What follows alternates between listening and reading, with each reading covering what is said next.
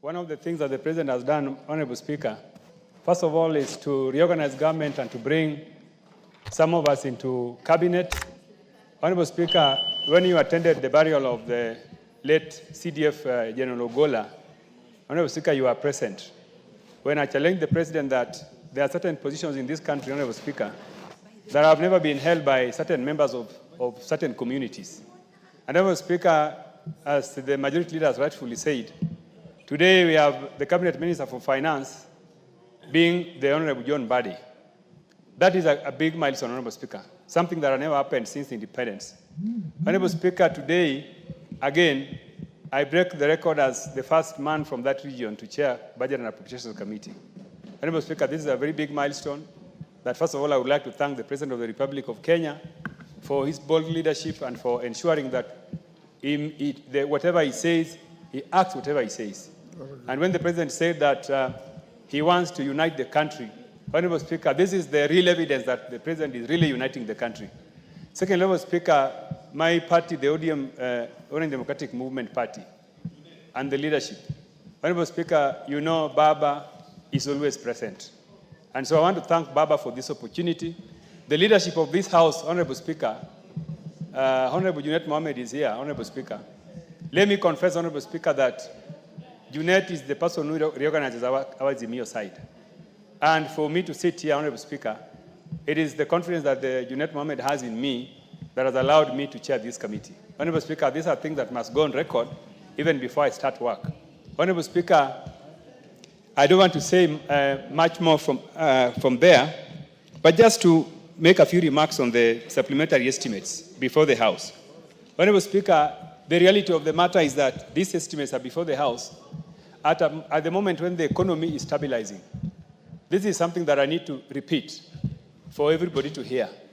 That the truth of the matter is that the economy is stabilizing and these estimates are before the House at the correct time. One of the evidence that the economy is stabilizing, Honorable Speaker, is that prices of basic food has come down. Inflation has moved from as high rate in 2024 of 10%, we are talking about 3.5% as at February. Honorable Speaker, Honorable Speaker, also, our Kenya shilling has stabilized against major currencies, and especially the dollar, and evidence that the economy is doing very well. Honorable Speaker, fuel prices have also come down, and these three factors have given me the confidence that we are actually doing well and we are on the right track as a country. Honorable Speaker, one of the things that has been achieved, courtesy of these developments, is that we are having low food prices, Honorable Speaker. Today, basic commodities prices have also come down, and generally, Kenyans are happy. But let me say, Honorable Speaker, that some of this, the factors that have led to this success is one, investments in agriculture. Honorable Speaker, you remember that the President decided to invest in production, subsidizing seeds, subsidizing fertilizers. This has led into what now we are calling sufficient food production and low pricing. Honorable Speaker, you can also see that we have had very good weather. Over the years, we have had good weather that has helped us. But Honorable Speaker, having said all that, we also need to recognize the challenges that we face. One of the challenges that we face, and which is captured in the supplementary estimates, is the piling of our debt. And we are spending so much money in paying our debts as they mature. This is going to be a very big problem as we go on. And also, there's also pressure for expenditures. Honorable Speaker, when I sat in the Budget Committee last time, all sectors are looking for resources. The road sector is looking for resources. The education sector is looking for resources. The health sector. So this pressure for resources is going to be a very big challenge for us.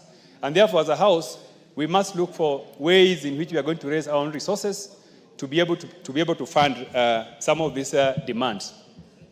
Honorable Speaker, let me take this opportunity to thank the Liaison Committee, led by the able Deputy Speaker. Honorable Speaker, through your ruling, and to help the House make progress, pending the composition of the Budget and Appropriations Committee, you decided that this supplementary budget be handled by the Liaison Committee. Honorable Speaker, I can confirm that the committee has done a very good job. They have been able to listen to Kenyans and committees, and the report that is before the House has the full support of me as the chairman of Budget Committee. and members of my committee. As a matter of fact, Honorable Speaker, during our meeting in the morning, we were briefed on the progress of the supplementary estimates, and we were convinced that the committee has done a very good job. Honorable Speaker, as I wind up, I would like to say that, that there have been concerns have been raised in this House concerning the manner in which previous committees have allocated resources.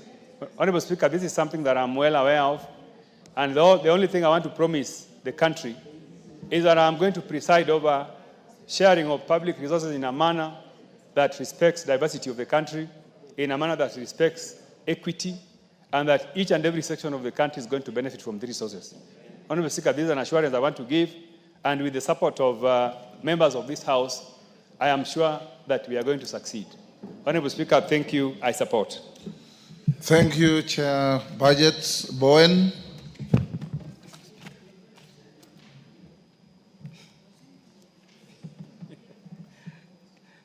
Give Honorable Bowen the mic.